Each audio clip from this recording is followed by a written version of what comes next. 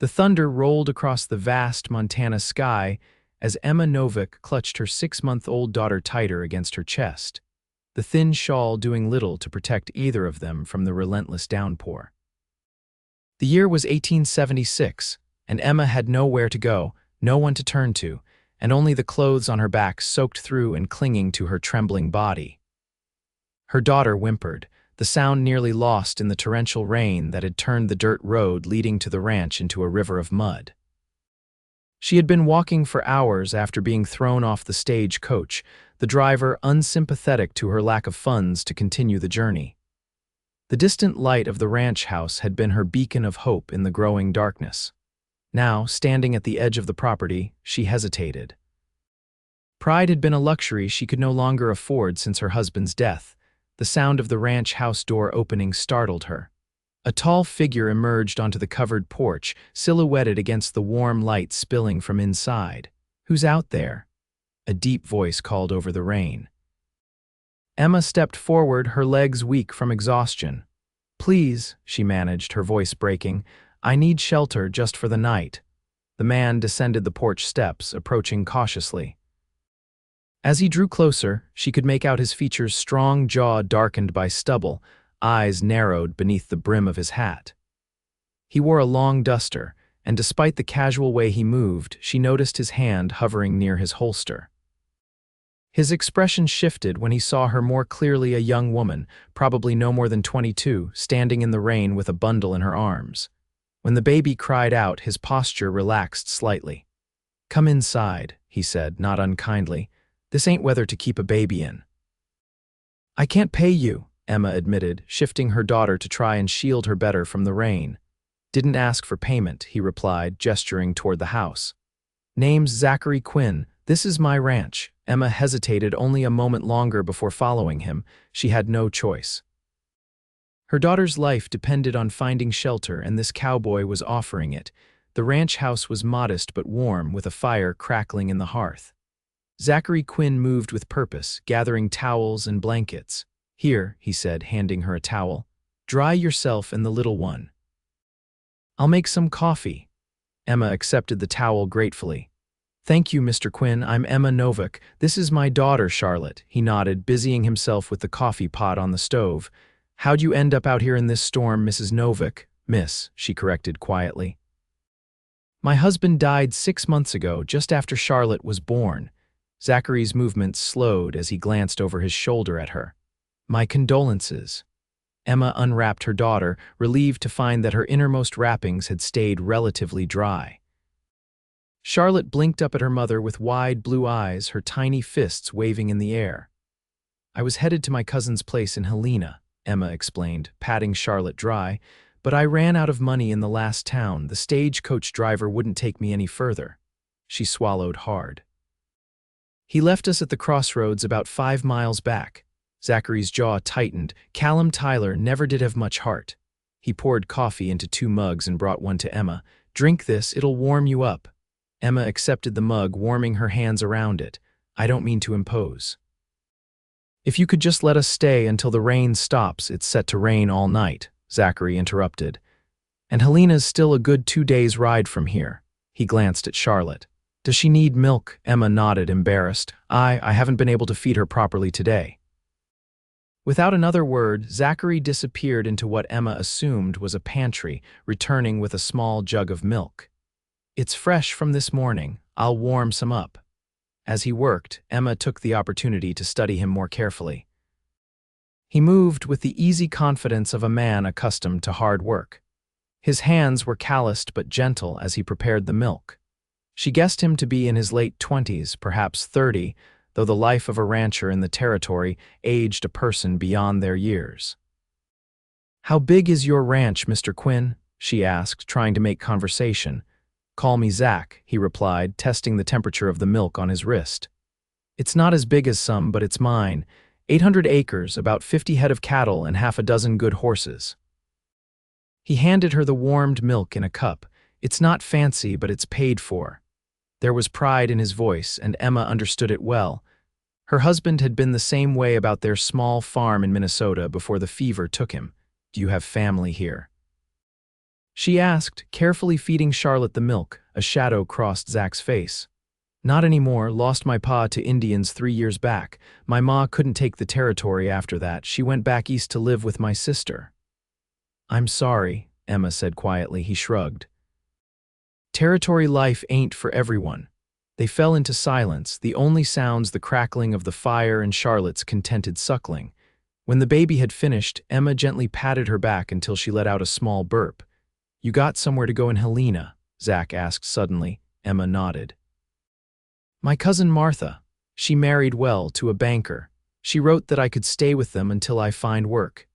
And if you don't find work, the question hung between them, and Emma had no answer. She'd been trying not to think that far ahead. I'll find work, she said with more confidence than she felt. I'm a hard worker, Mr. Quinn. Zach. I can cook, clean, so I'm good with numbers too. My father made sure of that. Zach nodded, studying her thoughtfully. I believe you are, Miss Novak. But Helena's not always kind to women on their own, especially with a baby. I don't have many options, Emma replied softly, stroking Charlotte's cheek. You could stay here, he said, the words seeming to surprise even himself. He cleared his throat.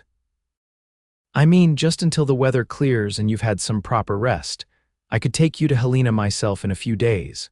Emma stared at him, searching for an ulterior motive in his eyes but finding only genuine concern. Why would you help us? She asked warily. Zach was quiet for a moment. Because someone should have, he said finally, and because I've got the room. Charlotte had fallen asleep in Emma's arms, her tiny face peaceful for the first time in days. Emma felt her own exhaustion pulling at her. I accept your offer, Mr. Quinn, she said formally. But only until the weather clears. I wouldn't want to be a burden. He nodded once, seeming satisfied. I'll show you to the spare room. It was my sister's before she married and moved away. It's simple, but it's clean. The room was indeed clean, with a narrow bed covered in a faded quilt. There was a small dresser with a basin and pitcher and a rocking chair by the window. Bathrooms down the hall, Zach said, pointing. There's a tub if you want to warm up with a proper bath. I'll find you something dry to sleep in. Emma thanked him, feeling oddly shy now that they were standing in the bedroom. Zach seemed to sense her discomfort and backed toward the door. I'll be in the main room if you need anything, he said, then hesitated. Miss Novak, I want you to know you're safe here. I've got no designs on you or anything improper. My ma raised me better than that. Emma felt herself blush. The thought hadn't even crossed her mind, but now that he mentioned it. I trust you, Mr. Quinn, she said quietly. You've shown me nothing but kindness. He nodded, seemingly relieved. Good night, then. Good night. After he left, Emma laid Charlotte gently on the bed, surrounding her with pillows to keep her from rolling. She then took advantage of the offered bath, warming herself thoroughly for the first time in days. When she returned to the bedroom, she found a man's shirt laid out on the bed, obviously meant for her to sleep in. It was worn but clean, smelling faintly of soap and open air. As she slipped into the oversized garment, Emma found herself wondering about the cowboy who had taken them in. There was kindness in him, but sadness too. She thought of his mention of Indians taking his father, the mother who couldn't bear to stay, the sister gone away. How long had he been alone on this ranch?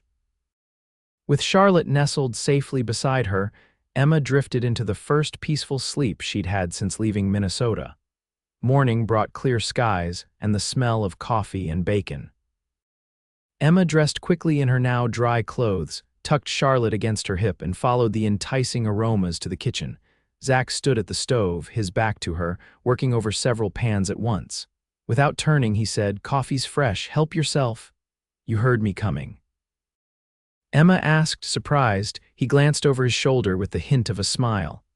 "Floorboard creaks by the hall. It saved my life more than once, knowing who's coming and when." Emma poured herself coffee with her free hand and sat at the small kitchen table. "Do you get many unexpected visitors out here?" "Enough," Zach replied cryptically, bringing over a plate loaded with eggs, bacon, and biscuits.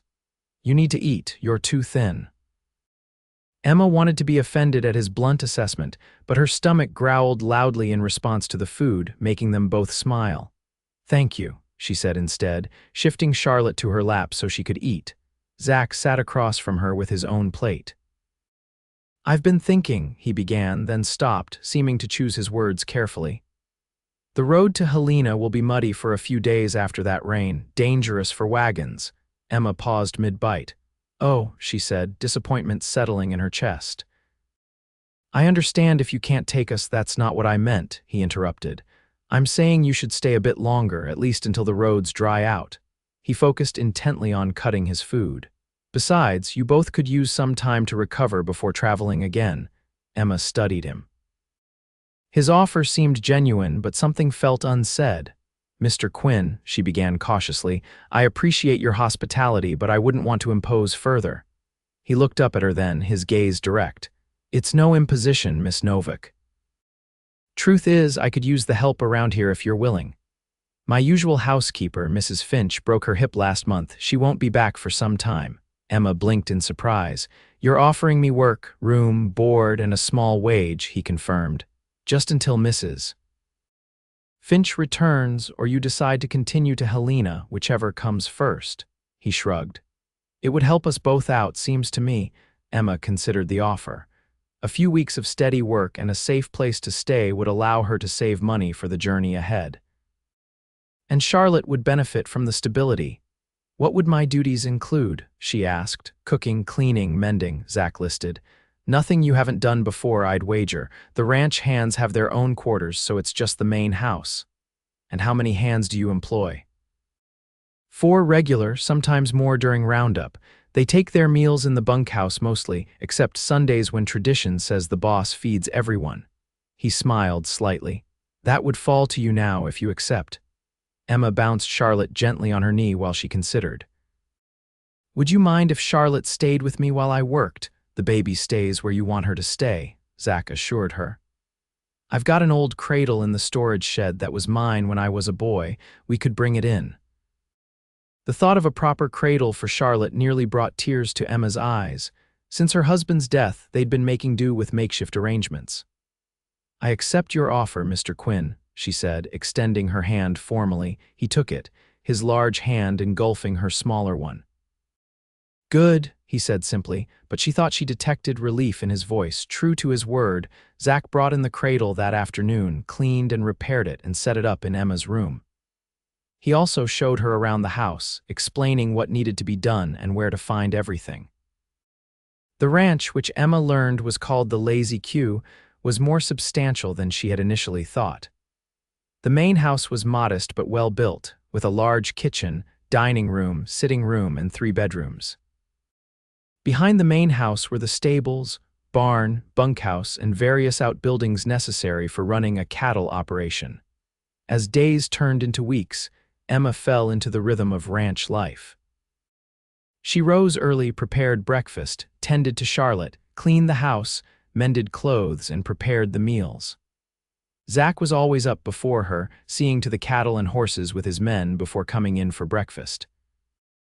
At first, they spoke little beyond what was necessary, but gradually conversation came more easily. Emma learned that Zach had inherited the ranch from his father, who had established it 15 years earlier after coming west from Pennsylvania. She told him about her life in Minnesota, her brief marriage to Thomas, and how his death from pneumonia had left her with no choice but to seek help from her cousin. "Thomas was a good man," she said one evening as they sat on the porch after dinner, Charlotte sleeping peacefully in her arms. "But he wasn't a practical one. He spent all our savings on that farm, never thinking what would happen if things went wrong." "Most men don't," Zach admitted. "We tend to see the opportunity, not the risk." "Are you the same?" Emma asked, genuinely curious. Zach considered this, watching the sunset paint the distant mountains gold and crimson. "I was," he said finally, "until I lost my pa. Nothing makes you think about the future like burying someone you thought would always be there." Emma nodded, understanding all too well. "Charlotte's future is all I think about now," she admitted. "Every decision I make is for her." Zach glanced at the sleeping baby. "She's a good little thing, hardly ever cries." "She saves it for the middle of the night," Emma said with a soft laugh. "I've heard," Zach replied, his own lips quirking into a smile. "The walls aren't that thick." Emma felt herself flush with embarrassment. "I'm sorry if we've disturbed your sleep." Zach shook his head. Don't apologize, he hesitated, it's nice in a way. Reminds me this is a home, not just a house. Something in his tone made Emma's heart ache. She realized then how lonely he must have been before they arrived, rattling around in this house by himself with only ranch hands for company. Well, we're grateful to be here, she said softly. Charlotte's thriving with regular meals and a proper cradle. Zach nodded, looking pleased. You both look healthier than when you arrived. You've got color in your cheeks now. Emma touched her face self-consciously, surprised by the personal observation. Fresh air and good food will do that, I suppose. And hard work, Zach added approvingly. You've done wonders with the house. Mrs. Finch will be impressed when she returns. At the mention of the housekeeper, Emma felt an unexpected twinge of disappointment. She'd grown comfortable at the lazy Q, more comfortable than she'd expected to. The thought of leaving for Helena no longer held the same appeal it once had. As if reading her thoughts, Zach said, "No word yet on when Mrs. Finch will be well enough to return." Her daughter wrote that the hip's healing slowly. That's unfortunate for her, Emma replied carefully, but fortunate for me, Zach said, then quickly added, I mean to have your help in the meantime. Their eyes met briefly before both looked away, suddenly aware of the growing connection between them. The following Sunday brought Zach's ranch hands to the main house for dinner, as was tradition. Emma spent the morning preparing a hearty meal of roast beef, potatoes, beans, and fresh bread. She had just put the finishing touches on an apple pie when the men began filing in, removing their hats as they entered the house. Zach made the introductions. Miss Novak, these are my men, Abel, who's been with me since the beginning, Miguel, best horse trainer in the territory, James, who handles the books when he's not roping cattle, and Ali, youngest but learning fast. The men nodded respectfully to Emma, their curiosity evident but restrained by good manners. Gentlemen, Emma greeted them. Dinner's ready when you are. The meal was a lively affair, with the men sharing stories of the week's work and local news. Emma listened with interest, Charlotte balanced on her knee as she ate. Miss Novak, Abel said during a lull in the conversation, the boss tells us you're eventually headed to Helena. Emma nodded, aware of Zach watching her from the head of the table. Yes, my cousin lives there, though I've been fortunate that Mr. Quinn needed help here in the meantime. We've all been fortunate, James added with a meaningful glance at Zach. Boss's cooking nearly killed us before you came along. The men laughed, and Emma saw Zach smile despite himself. I never claimed to be a cook, Zach defended himself. I said I could keep you from starving, there's a difference. More laughter followed, and Emma found herself enjoying the camaraderie. These men clearly respected Zach, and he treated them fairly in return. It was a different world from the struggling farm she'd left behind. After the men returned to the bunkhouse, Zach helped Emma clear the table, something he'd taken to doing in recent weeks. Your men seem like good people, Emma observed as she washed dishes. They are, Zach agreed, drying a plate. Can't run a ranch this size without good men you can trust. They respect you, Emma noted. Zach shrugged.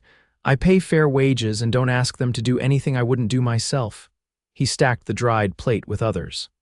My father taught me that. He sounds like a wise man. He was, Zach said quietly. Would have liked you, I think. He always appreciated people who worked hard without complaint. Emma smiled at the compliment. And your mother, what's she like? A shadow crossed Zach's face. Strong in her way, but after Pa died, something in her broke, couldn't stand to look at the land anymore. Said it took everything from her. Do you write to her when I can? She writes back sometimes. He put down the towel. She wants me to sell the ranch, move back east, says there's nothing for me here but heartache. Emma turned from the dishes to look at him. And what do you say? Zach met her gaze steadily. That this land is in my blood now, for better or worse, it's home. The conviction in his voice stirred something in Emma. She understood that kind of attachment, the unwillingness to give up on a dream despite the hardships. I think I understand, she said softly. Thomas was the same way about our farm. Even when the crops failed the first year, he never wanted to leave. And you, Zach asked, did you want to leave? Emma considered the question carefully. I wanted security for my family. The farm wasn't providing that. She glanced toward the bedroom where Charlotte slept.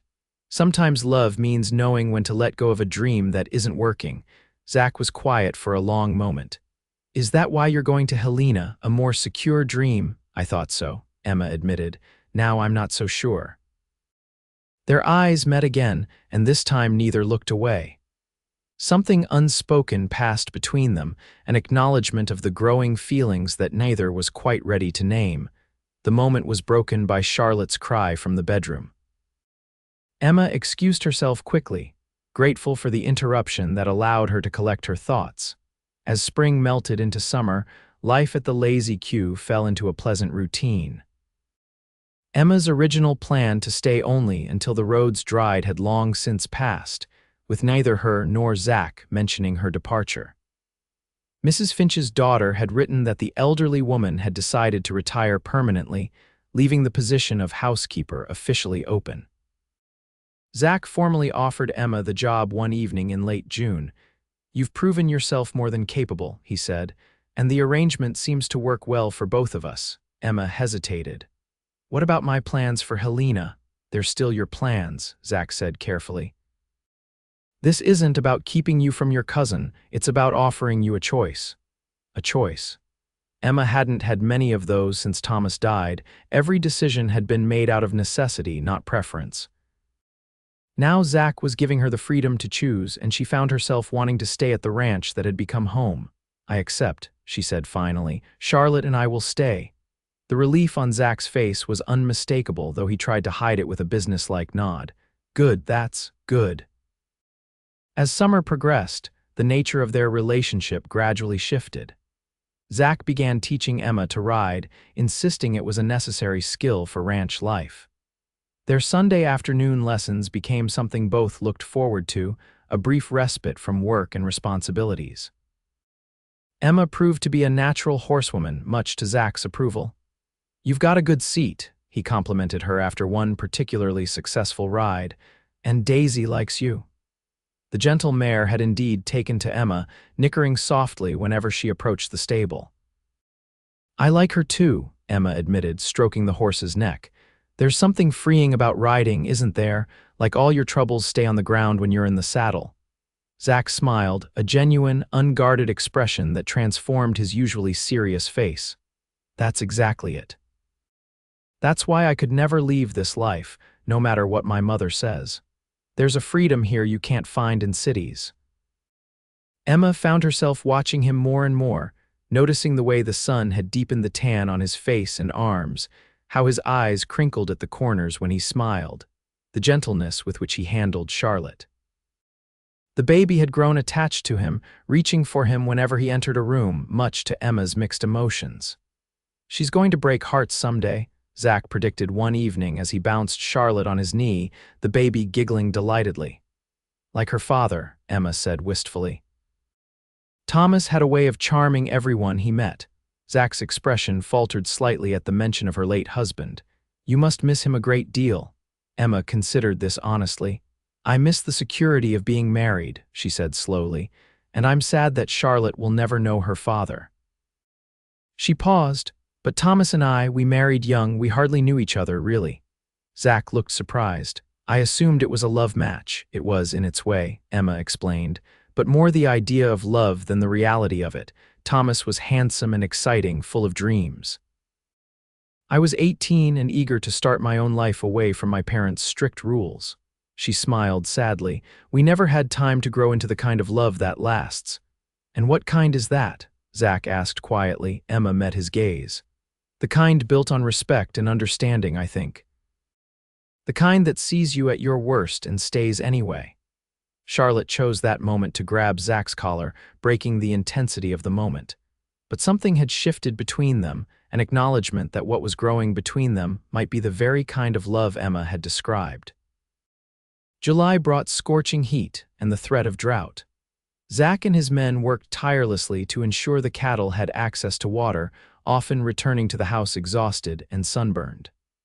Emma kept cool water and food ready, tending to minor injuries and providing what comfort she could. One evening, Zach didn't return with the others. Emma tried not to worry as she fed Charlotte and put her to bed, but by nightfall, her concern had grown into genuine fear. Abel came to the house just as Emma was considering riding out to look for Zach herself. "Boss sent me to let you know he's staying out by the North Creek tonight," Abel explained. "Some of the younger cattle got stranded when the water level dropped. He's digging a channel to get the flow back to them." Relief washed over Emma, followed by a fresh wave of concern. "He'll be out there alone all night," Abel nodded. "Said there wasn't enough light left to finish the job and get back safely. He'll be fine, Miss Novak. Boss knows how to take care of himself." Emma nodded, though she slept poorly that night, waking at every sound. By dawn, she gave up on sleep entirely and began preparing a substantial breakfast, knowing Zach would be hungry when he returned. He arrived mid-morning, clothes caked with dried mud, face reddened from sun, looking utterly spent but satisfied. "Water's flowing again," he announced as he entered the kitchen. "Lost 2 calves but saved the rest of the herd." Emma handed him a cup of coffee. "You look exhausted. There's hot water for a bath and breakfast whenever you're ready." Gratitude softened his features. "Thank you," he said simply, but the words carried weight. As he turned toward the bathroom, Emma noticed him wince slightly. "Are you hurt?" she asked, immediately concerned. "Just a scratch," he dismissed. "Slipped on some rocks while digging the channel." "Let me see," Emma insisted, her tone leaving no room for argument. Reluctantly, Zach rolled up his sleeve, revealing a nasty gash on his forearm that had been hastily bound with a bandana. Emma gasped. "Zachary Quinn, that is not just a scratch. Sit down this instant." Surprised by her vehemence, Zach obeyed, sinking into a kitchen chair while Emma gathered her medical supplies. She'd become adept at treating injuries since coming to the ranch, learning from necessity as the men occasionally came to her with cuts, burns, and other occupational hazards. "This needs proper cleaning," she scolded, carefully unwrapping the makeshift bandage. "It could easily become infected." Zach submitted to her ministrations without complaint, watching as she worked. "You've gotten good at this," he observed. "I've had plenty of practice thanks to you and your men," she replied, but her touch remained gentle as she cleaned the wound. "This will need stitches." Zach nodded, unsurprised. "Do what you need to do." Emma worked carefully, using the skills she'd learned from the doctor who had attended Thomas during his final illness. Zach remained stoic throughout, his only reaction an occasional tightening of his jaw. "There," she said finally, tying off the last stitch. "Keep it clean and try not to use that arm too much for a few days." Zach examined her handiwork with approval, neat as any doctor could do. "It will still scar," Emma warned. He shrugged. "One more won't make much difference." Indeed, Emma had noticed other scars on his arms and hands, the marks of a life spent in hard physical labor. "You should be more careful," she said, her voice softening. "What would happen to the ranch if something serious befell you, worrying about me, Miss Novak?" Zach asked, a hint of teasing in his tired voice. Emma met his eyes directly. "Yes," she admitted simply. "I am." The confession hung between them, more significant than it might have seemed to an outside observer. Zach reached out with his uninjured arm, his hand covering hers on the table. "I'm not going anywhere, Emma," he said, using her first name for the first time since she'd arrived. "It'll take more than a scratch to separate me from this ranch, or from you and Charlotte." Emma felt heat rise to her cheeks, but she didn't pull her hand away. "Good," she replied softly. "Because I think we'd both miss you terribly." The moment stretched between them, intimate and charged with unspoken emotions. Finally, Emma cleared her throat and stood, gently withdrawing her hand. "You should eat and then rest. Doctor's orders." Zach smiled, allowing the shift to lighter conversation. "Yes, madam." The drought continued through July, straining resources and tempers. Zach and his men worked from dawn until dusk, leaving Emma to manage the house, garden, and Charlotte with minimal interaction. She understood the necessity, but found herself missing their evening conversations on the porch and Sunday riding lessons. August brought the first real break in the weather, a thunderstorm that lasted 2 days and replenished creeks and watering holes across the property. The night the rain began, Emma found herself standing on the covered porch watching the downpour with Charlotte in her arms. "Look, sweetheart," she whispered to her daughter, now nearly 10 months old. "Rain is a blessing here." The sound of the door opening behind her made her turn. Zach stood there, rain-soaked and grinning like a boy. "We're saved," he announced. "This rain will see us through until fall." His relief was palpable, and Emma couldn't help smiling in response. "You're dripping all over the porch," she chided gently. "Worth it," he declared, running a hand through his wet hair. "I had to check all the drainage channels. Everything's flowing perfectly," Charlotte babbled excitedly, reaching toward Zach with grabby hands. Without hesitation, he took her, seemingly unconcerned about getting the baby wet. "You see that little one?" he said, pointing to the rain. "That's what keeps us all alive out here." Emma watched them, her heart full. Somewhere along the way, Zach had become as essential to Charlotte as he had to Emma herself. And judging by the tender way he held the baby, the feeling was mutual. "She adores you," Emma said softly. Zach glanced at her, his expression suddenly serious despite the rain dripping from his hair. "I adore her too," he replied. "Both of you." The admission hung in the rain, fresh air between them. Emma's breath caught in her throat as Zach took a step closer. Charlotte still balanced comfortably in one arm. "Emma," he began, his voice low, "I know you came here by chance. That storm brought you to my door, and I'm grateful for it every day. But I need you to know that I want you to stay, not as my housekeeper, but because." Charlotte chose that moment to pat his wet face enthusiastically, making them both laugh and breaking the tension. "You should change into dry clothes," Emma said, taking Charlotte back, "before you catch a chill." Zach nodded, looking slightly disappointed at the interruption but understanding the practical concern. "We'll finish this conversation later," he promised, his eyes conveying what words had not yet fully expressed. That night, after Charlotte was asleep, Emma sat in the sitting room mending one of Zach's shirts.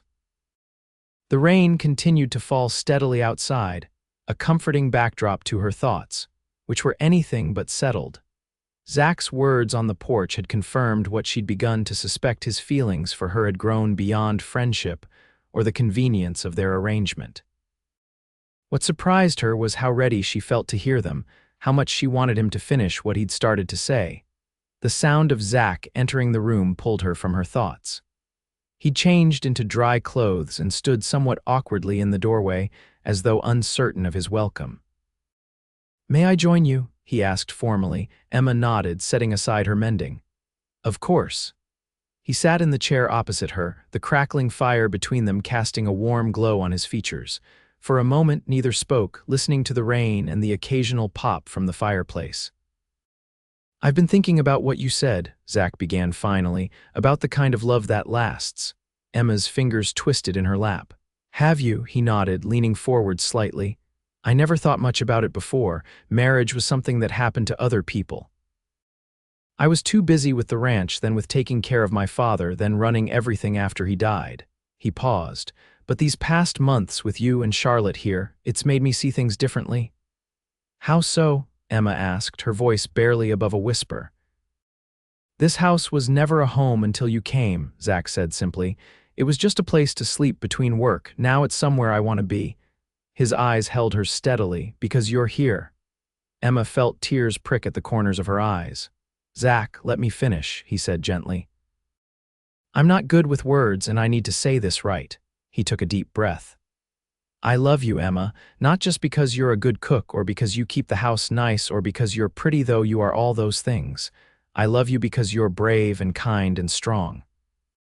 I love the way you are with Charlotte and the way you bandage up my men without complaint, and how you stand on the porch watching the sunset like it's the most beautiful thing you've ever seen." Emma couldn't stop the tears now. They slid silently down her cheeks as Zach continued. "I know you came here with other plans. I know you might still want to go to Helena someday, but I'm asking you to consider staying, not as my housekeeper, but as my wife." He reached into his pocket and pulled out a small ring. "This was my mother's. My father gave it to her when they decided to come west together." Emma stared at the simple gold band with its small diamond, then at Zach's hopeful, nervous face. "I don't expect an answer right away," he added quickly. "It's a big decision, especially with Charlotte to think about." But I want you to know that I would love her as my own, raise her as my daughter in every way that matters." Emma rose from her chair and moved to kneel beside Zach's. She took his hands in hers, the ring caught between their palms. "I don't need time to consider," she said, her voice thick with emotion. "The moment you opened your door that rainy night, everything in my life changed. You gave us shelter when we had nowhere to go, asked for nothing in return, and showed me what it means to be truly cared for." She squeezed his hands. "I love you, Zachary Quinn, and I would be honored to be your wife." The joy that spread across Zach's face was like sunrise breaking over the mountains. He slipped the ring onto her finger, then pulled her into his arms, his lips finding hers in a kiss that held all the promise of their future together.